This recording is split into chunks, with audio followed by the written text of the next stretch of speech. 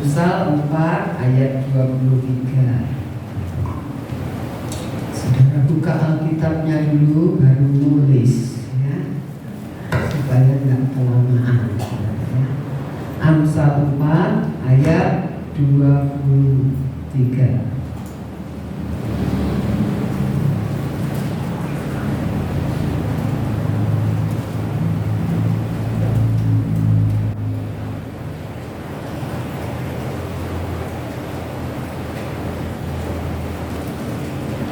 Ya, yuk 2, 3. Jagalah hatimu dengan segala kewaspadaan, karena dari situlah terpancar kehidupan. Nah, saudara, mengapa kita harus menjaga hati untuk tetap benar? Dikatakan kita harus menjaga hati dengan segala kewaspadaan, bukan satu kewaspadaan, tetapi segala kewaspadaan, karena dikatakan dari hati itulah terpancar kehidupan. Saudara, orang ya siapapun juga, orang bisa terlihat hebat ya, saudara, orang bisa dinilai baik di mata manusia, tetapi ternyata hatinya salah. Makanya kita belajar jaga hati untuk tetap benar. Amen. Karena kita bisa berpenampilan baik. Mungkin manusia bisa lihat kita, oh hebat ya dia ya. Entah mungkin karena pinternya, entah mungkin cara bicaranya ya. Banyak orang bisa dinilai baik di mata manusia, tetapi ternyata dia punya hati yang salah. Nah, saudara, menurut saudara mana yang dilihat oleh Tuhan, saudara ya? Mana yang dilihat oleh Tuhan atau dinilai dan diperhatikan oleh Tuhan? Segala yang kita lakukan atau hati kita? Halo? Mana yang dilihat oleh Tuhan? Hati. Ya? Segala yang kita lakukan atau hati kita? Kita ingat peristiwa ketika Allah memilih seorang pengganti Saul ya. Dia pergi ke rumah Isai ya. Kemudian satu persatu anaknya disuruh lewat. Tiap kali Samuel melihat kakak-kakak dari atau anak-anak daripada Isai, perawakannya yang bagus, mungkin dia lihat wah ini cocok kalau jadi raja ya, saudara. Kan kalau kecil, mungil gitu tidak cocok ya jadi raja ya. Biasanya kan yang gagah, gede, tinggi gitu ya perawakannya. Nah, saudara, tetapi Tuhan berkata bukan itu. Sampai 7 anak itu lewat di depan Samuel, semua bukan. Kemudian Samuel tanya, masih ada lagi tidak anakmu? Oh masih ada satu lagi menggembalakan domba. Nah ini panggil ya. Kemudian ketika Daud datang, apa yang Tuhan bilang? Urapi dia ya, sebab aku bukan melihat apa yang dilihat manusia, aku menilai hatinya yang baik, saudara ya.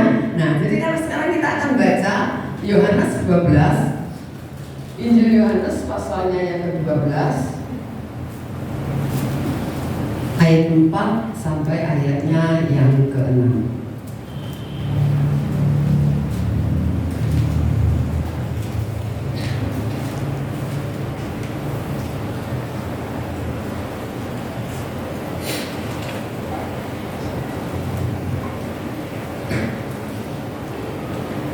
Saya baca ayat 4, saudara baca ayat 5, ayat 6 kita baca sama-sama ya. Yohanes 12 ayat 4 sampai ayatnya yang ke-6. Saya akan baca ayat 4 dulu. Tetapi Yudas Iskariot, seorang dari murid-murid Yesus yang akan segera menyerahkan dia, berkata, mengapa minyak rasul ini tidak dijual 300 dinar dan uangnya diberikan kepada orang miskin? Ayat 6 sama-sama, 2, 3. Hal itu dikatakannya bukan karena ia memperhatikan nasib orang-orang miskin, melainkan karena ia adalah seorang pencuri. Ia sering mengambil uang yang disimpan dalam kas yang dipegangnya. Nah, kalau kita nggak baca ayat yang ke-6, saudara membaca ayat yang ke-5, ketika Maria mempersembahkan setengah karti minyak narwastu yang dikatakan harganya mahal, yang pada waktu itu kalau dijual dikatakan harganya 300 dinar.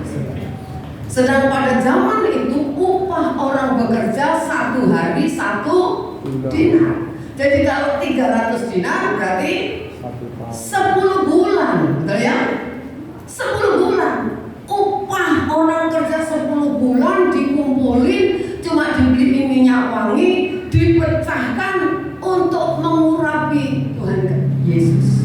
Nah, ketika Yudas Iskariot, salah seorang murid, bukan orang lain, salah seorang murid Yesus, melihat itu, kemudian langsung dia bereaksi, langsung dia berkomentar. Kenapa? Mengapa? Katanya.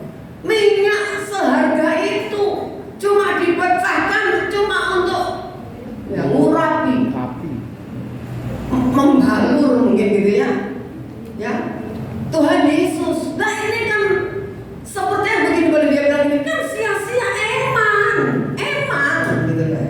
Coba kalau dijual itu kan lebih bermanfaat daripada dikasih no Yesus yang satu nggak ngapa-ngapain, cuma diusap mungkin dari rambut sampai kaki, wanginya semerbak satu ruangan. Ya mungkin berpikir ini kan paling saya berapa lagi hilang dah. Apalagi kalau Tuhan Yesusnya mandi, hilang baunya, betul ya?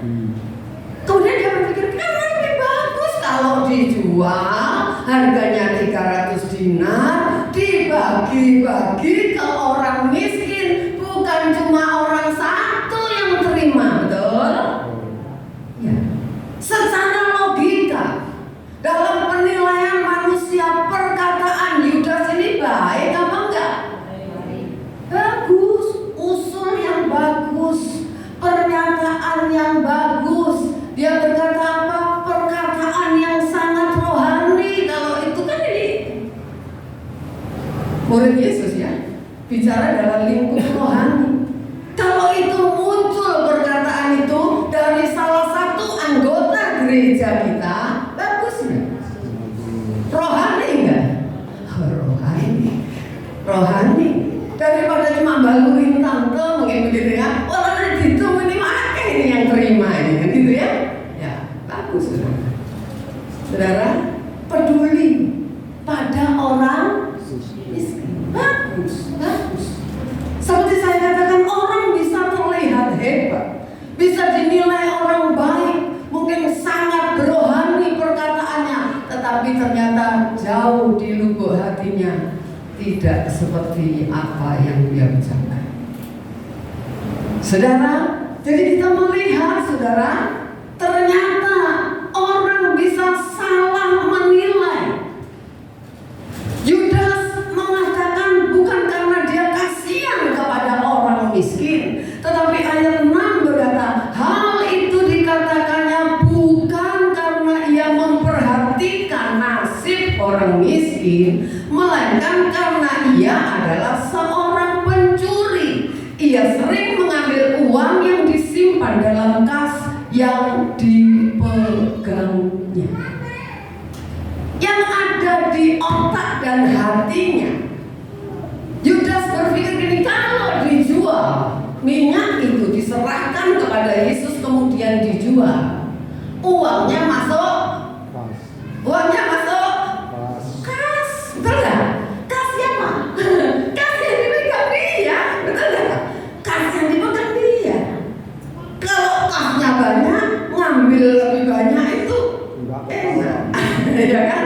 Kalau kasnya cuma 10.000, apanya yang mau diambil? Tapi kalau 10 juta kan enak gitu, ya saudara. Nah, jadi kita melihat saudara, dari sini kita melihat saudara, ya, bahwa seringkali penampilan di luar tidak sesuai dengan apa yang ada di dalam hati, ya. Jadi kita melihat penilaian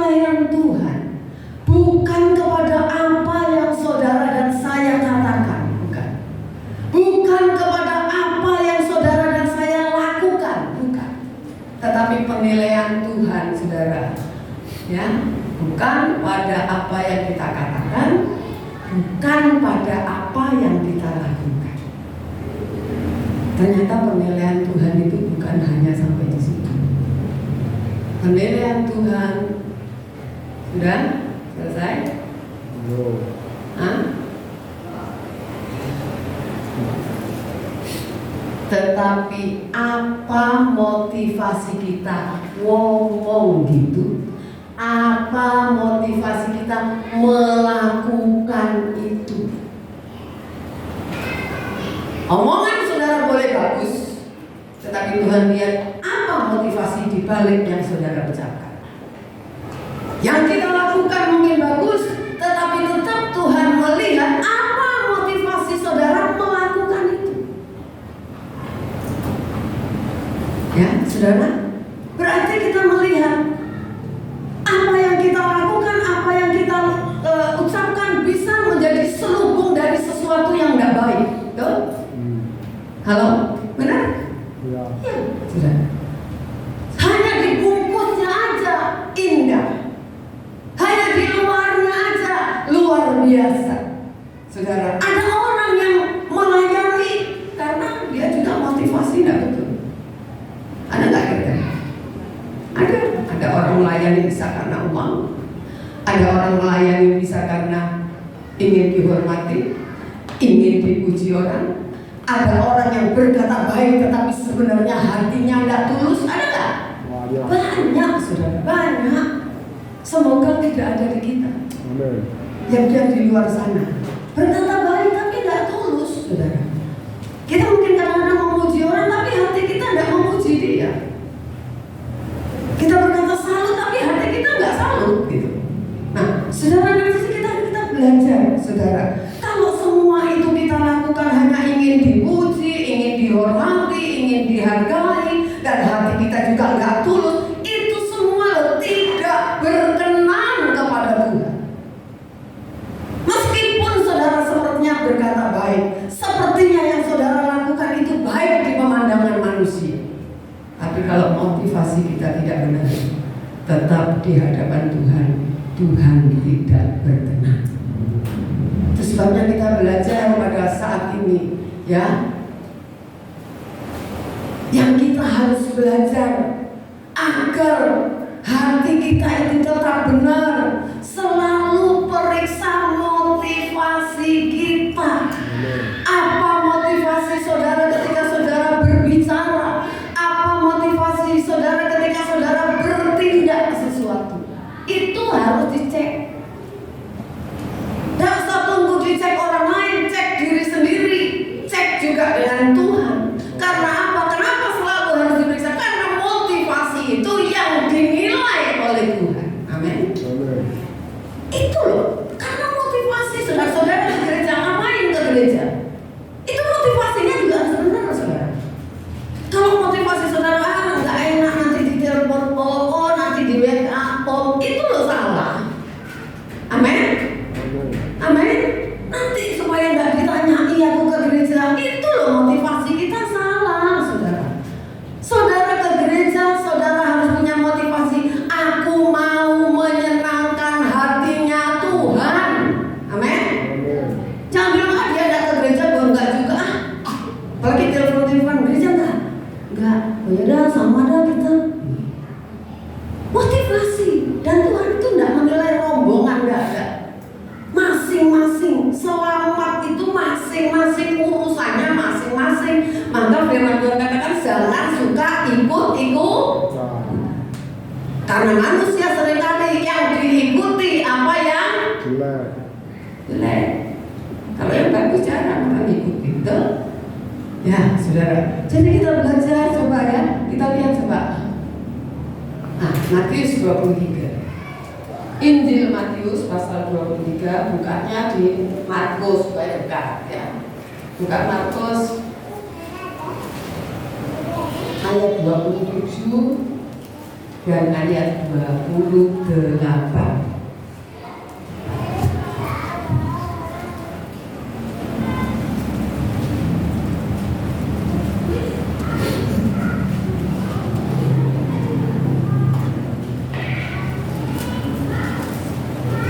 Dapat? Yuk baca. 2, 3. Celakalah kamu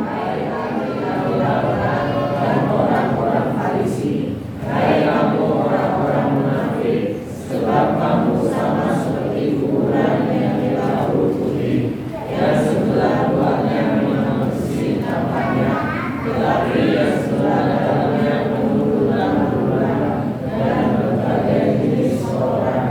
Demikian juga kamu, sebelah luar kamu tampaknya benar dan sabar, tetapi di sebelah dalam kamu penuh kemunafikan dan kejujuran. Nah, saudara, ini kecaman Tuhan Yesus kepada ahli Taurat dan orang Farisi, orang-orang yang punya pengetahuan firman yang luar biasa. Dikatakan kamu itu seperti kubur yang dilapur putih, luarnya bagus, luarnya indah, luarnya bersih, tapi di dalamnya busuk. Ayat yang ke-28. Kalau tadi 27 dia mengecam ahli Taurat dan orang Farisi. Kita tahu dimanapun Yesus melayani ada orang-orang lain juga, betul ya? Ada orang-orang lain juga. Apa yang dia katakan? Demikian juga kamu, gitu loh. Kamu mau doain, gitu loh. Sama kamu itu, kalau sebelah luarnya kamu tampak benar, tampak baik di mata orang, tapi sebelah dalamnya kamu penuh kepalsuan dan kejahatan. Ya, palsu. Ya. Kalau ngomong palsu itu yang di luar sama di dalam enggak sama. Saudara mungkin belum pernah tahu ya, atau pernah punya mungkin. Ada yang disepuh-sepuh, kalung disepuh, luarnya emas kan? Halo, dalamnya emas apa bukan? Bukan. Ya, jadi kita melihat luarnya baik, dalam hatinya penuh kepalsuan, penuh kejahatan. Ada orang-orang yang memang seperti itu, saudara. Tapi ada juga orang nih. Ada yang kelihatannya baik, orang puji, luar biasa kamu hebat ya teman. Dalamnya dia tidak puji, munafik. Tapi ada orang juga, kalau lihat orang berbuat baik, komentarnya tidak bagus. Ya. Kalau yang tadi kan bagus ya, wah hebat kamu ya, ini kok saya hebat ini, keren, mati, bapak gitu ya, hebat apanya. Tapi ada orang melakukan sebenarnya tulus, tapi komentar orang tidak bagus. Ada? Halo, ada nggak? Ada. Sampai akhirnya mau lakukan yang bagus takut karena dikomentari negatif.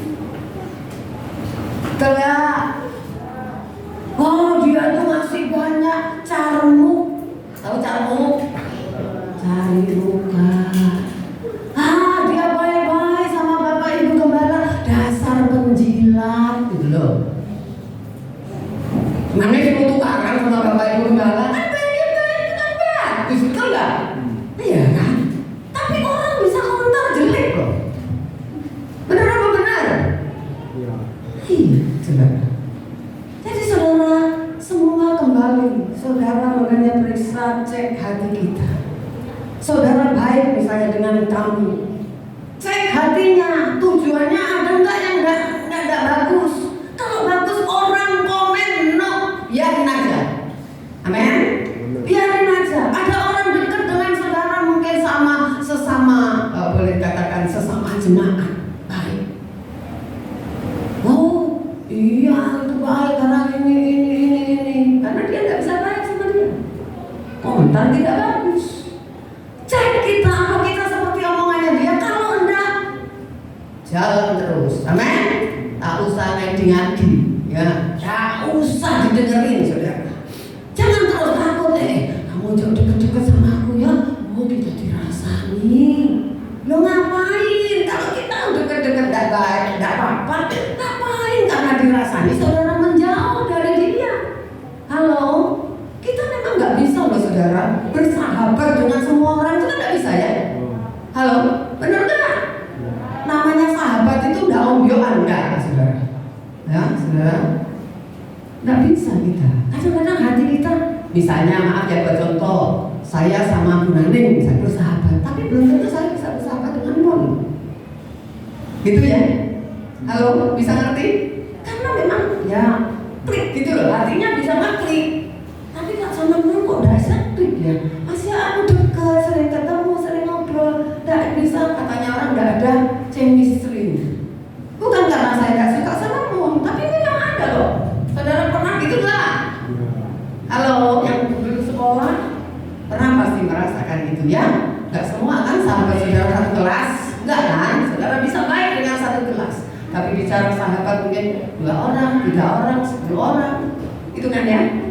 Bahkan yang lebih kecil kan nanti saya punya cuma satu sahabat yang pokoknya tempatnya curhatan gitu ya. Yang masa puluh enggak gitu ya. Nah, jadi kita lihat saudara ya, jangan dengar omongan orang kalau saudara lakukan hal yang benar, terjang aja terus, sebab Tuhan yang akan bela saudara. Amin. Amin.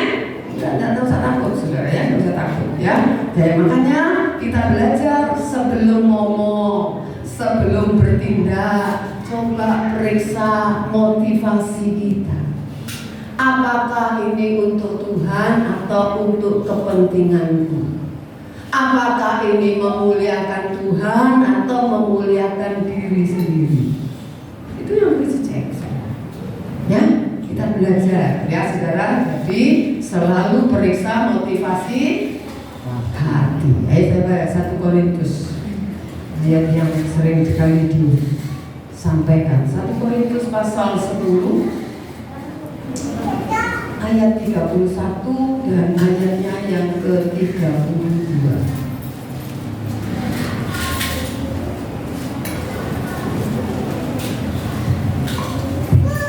Saudara baca 31, saya 32. Ayat 31. Dapat? Sudah? Ayo baca 2, 3. Aku menjawab, jika engkau makan atau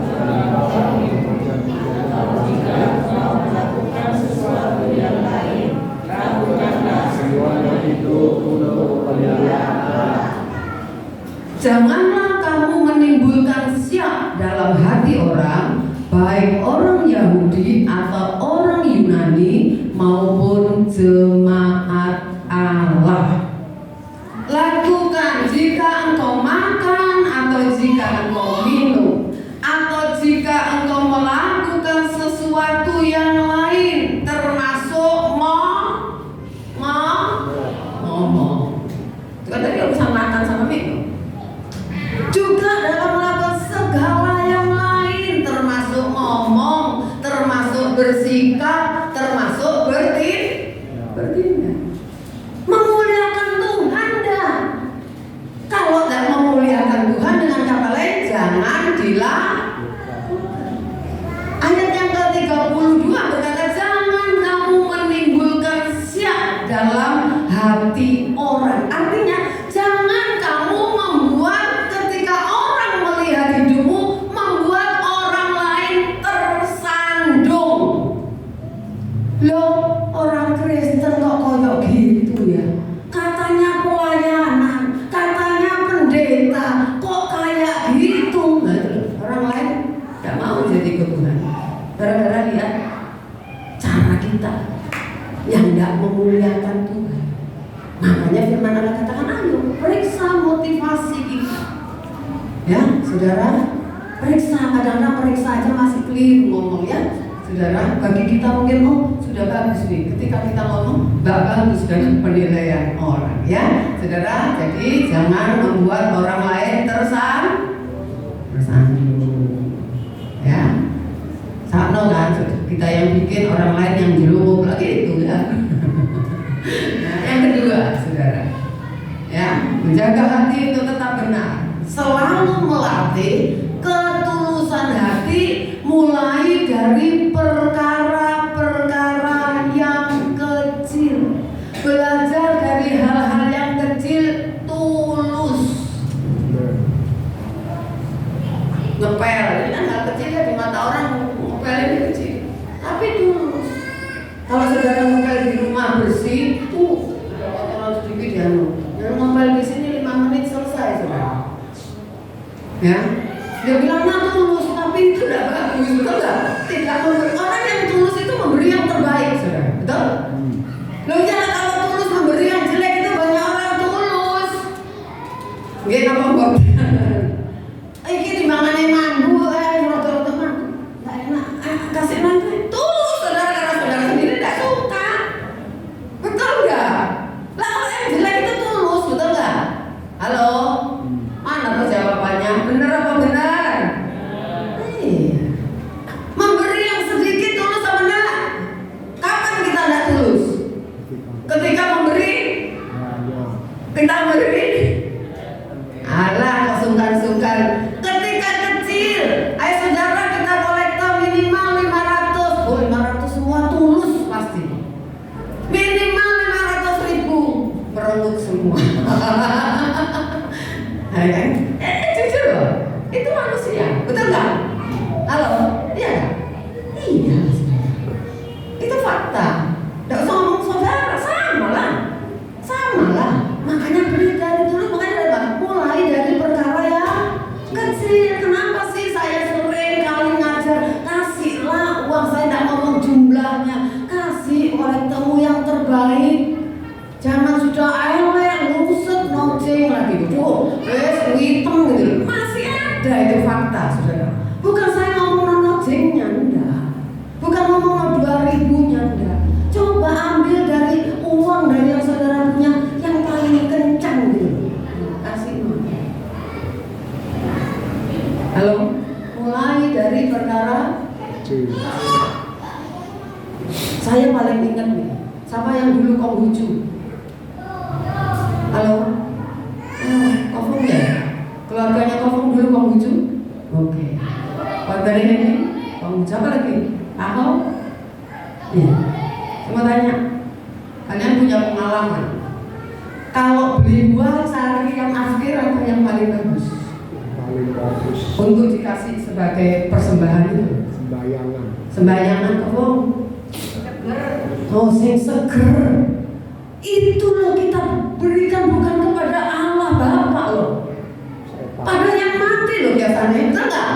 Engkau senengannya babi kecap, engkau senengannya babi hong, apa mana?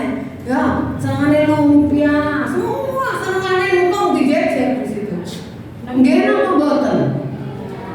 Nah, makanya saya dengar gini pernyataan seorang istri hamba Tuhan, dia bilang gini, semoga ini benar terjadi dalam hidup saudara.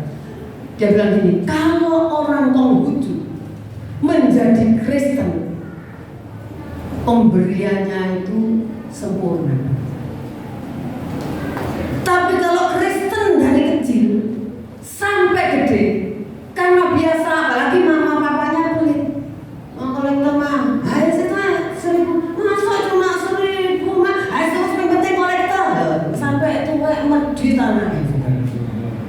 Tapi orang Konghucu katanya pemberiannya sempurna, mudah-mudahan saudara itu pemberiannya sempurna, ya saudara. Halo, karena asal yang penting memberi gitu. Kalau orang Konghucu tidak ada, bukan yang penting memberi, bukan saudara. Mereka memang cari yang terbaik loh. Halo, ayo saudara itu mengasih engkau emak yang sudah meninggal, yang di kekristenan sudah ditandai. Sekarang kita ngasihnya ke Tuhan. Memang tidak kelihatan, kalau ngomong tidak kelihatan, sama-sama tidak kelihatan, memangnya engkau kelihatan. Tidak kelihatan fotonya yang kelihatan, betul? Iya kan? Benar. Tapi bisa memberi yang terbaik. Ayo jangan ajarin saudara anak-anakmu pelit. Nanti sampai gede pelit, saudara. Ini orang macam-macam, jangan pelit sampai kerja kalian nanti jadi orang pelit. Dan kalau sudah jadi orang pelit itu susah dirubah karena menjadi karakter. Kalau sudah jadi karakter itu repot, saudara. Repot, ngubahnya itu repot, saudara. Ya lek gambar dirubah gampang. Orang ini dirubah repot, susah. Ayo kita belajar tulus dari perkara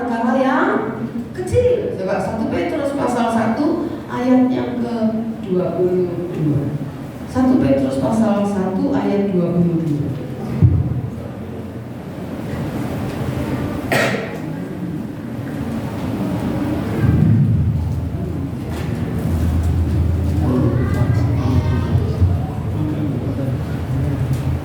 Ayo 1 Petrus 1 ayat 22. Semua baca ya. Yuk 2, 3. Kamu telah menyucikan dirimu oleh ketaatan kepada kebenaran, sehingga kamu dapat mengamalkan kasih persaudaraan yang tulus ikhlas. Hendaklah kamu sungguh-sungguh saling mengasihi dengan segenap hatimu. Firman Allah katakan, karena kamu telah menyucikan dirimu oleh ketaatan kepada kebenaran. Saudara, kita bisa melatih ketulusan hati kita untuk benar, saudara. Tidak ada cara lain kecuali taat kepada kebenaran. Kalau kita taat kepada kebenaran, firman Allah katakan, kamu bisa menyucikan dirimu, kamu juga bisa saling mengasihi satu dengan yang lain, saudara ya. Jadi Tuhan mau kita ketika saudara memberi, ketika saudara menolong orang, ketika saudara melayani tanpa pamrih, tanpa menuntut balas jasa. Ya. Saudara, tanpa menuntut balas jasa. Saya dengar gini, menurut saudara benar apa enggak? Ketika kita menolong orang yang tidak bisa membalas kebaikan kita, itu upahnya lebih gede daripada saudara menolong orang yang bisa membalas saudara. Dalam fakta, kita manusia seringkali mau menolong orang yang menolong kita. Nggih napa mboten? Iku tak tulungi tok, gak tahu nulungi aku, lho gitu ya. Waktu tak jalani tolong, jawabannya maaf, gak bisa. Ya kan? Ayo, situ. Kenapa sih kamu ngasih kue sama dia? Ah, dia sering ngasih kue. Gitu kan? Gitu kan? Gitu apa gitu? Iya, saudara. Ya, itu memang manusiawi. Tetapi firman Tuhan itu lebih dari pengertian manusiawi ini loh. Amin. Lebih dari hukum manusia loh. Makanya Tuhan bilang jangan balas jahat dengan jahat. Itu yang lebih. Kalau manusia umumnya dibalas lah. Kalau bisa lebih jahat. Tapi kalau hukumnya Tuhan nggak usah balas, gitu ya, saudara. Jadi kita yuk tanpa minta balas jasa. Tuhan Yesus itu loh nggak dihormati. Ini loh anak Allah, nggak dihormati, nggak dihargai, tetapi dia tetap tulus melakukan misi dari Bapa, nggak pernah mundur. Amin. Nggak gara-gara Bapak, masa aku sudah banyak nolong orang nggak menghargai. Udahlah stop sini aja. Enggak. Dia tetap lurus, tujuan dia menyenangkan hati Bapa. Kalau saudara dan saya punya tujuan memberi, menolong, gak dibales, gak dihargai, dianggap gak pernah nolong, sudah. Tujuan saya melakukan bukan nyenangin dia, menyenangi Bapa yang di surga. Amin. Maka saudara tak akan mundur. Tak akan mundur karena hal-hal seperti itu. Saudara akan lakukan karena saudara tahu. Dikatakan apa? Kolose 3 ayat 23. Segala sesuatu yang kita lakukan seperti untuk Tuhan, bukan untuk manusia. Karena dari Tuhanlah kamu akan menerima upah. Saudara tidak usah perhitungkan orang. Nggak bagus saudara, biarin aja. Karena Tuhan memperhitungkan apa yang kita lakukan dengan hati yang tulus. Amin. Ya, saudara. Sekarang yang ketiga. Mintalah agar firman Allah dan Roh Kudus selalu memurnikan hati kita setiap hari. Bukan cuma waktu minggu ke gereja, setiap hari. Ya, saudara. Ya.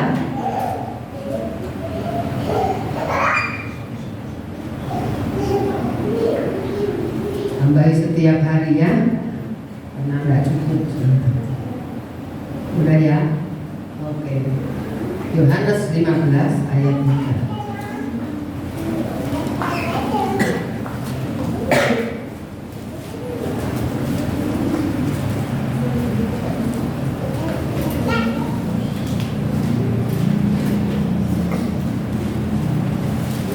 Yohanes, Injil Yohanes pasal 15 ayatnya yang ke-3.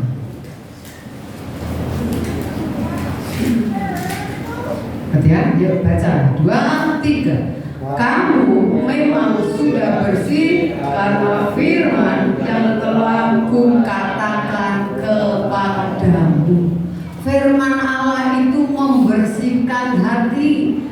Petrus tadi katakan ketaatanmu kepada firman itu menyucikan hatimu, membuat engkau memiliki kasih kepada sesama manusia. Saudara, jadi ayo ajaran Tuhan Yesus yang murni, saudara, itu membersihkan hati kita. Ya, kalau saudara mau hatimu bersih, ya banyak dengar firman, banyak baca Alkitab. Ya, saudara. Ya, coba lihat ini juga. Yohanes 16 ayat 13.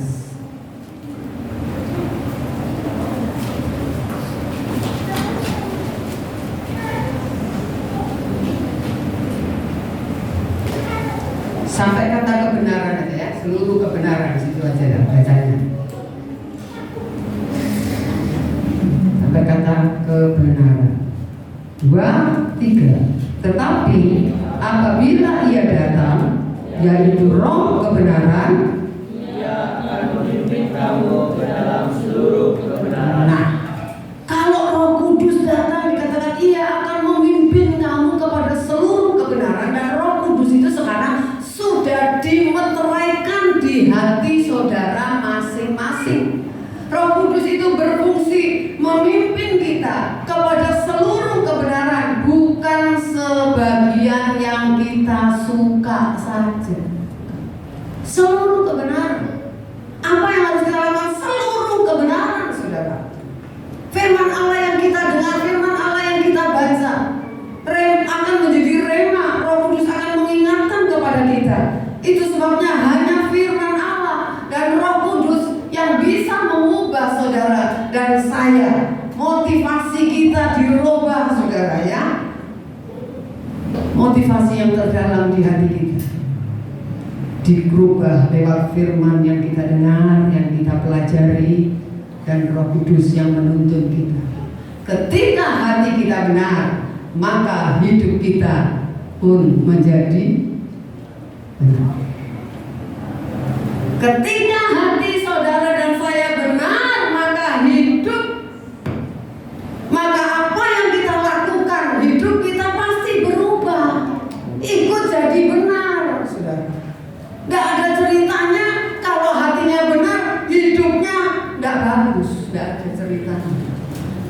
Jadi saudara, kita melihat, saudara, jangan sampai kita hanya tampak benar di luar, tampak bagus di luar, tampak hebat di luar, tapi miliki hati yang tulus, hati yang murni, hati yang benar. Sebab hidup yang dikubahkan diawali dari hati yang benar.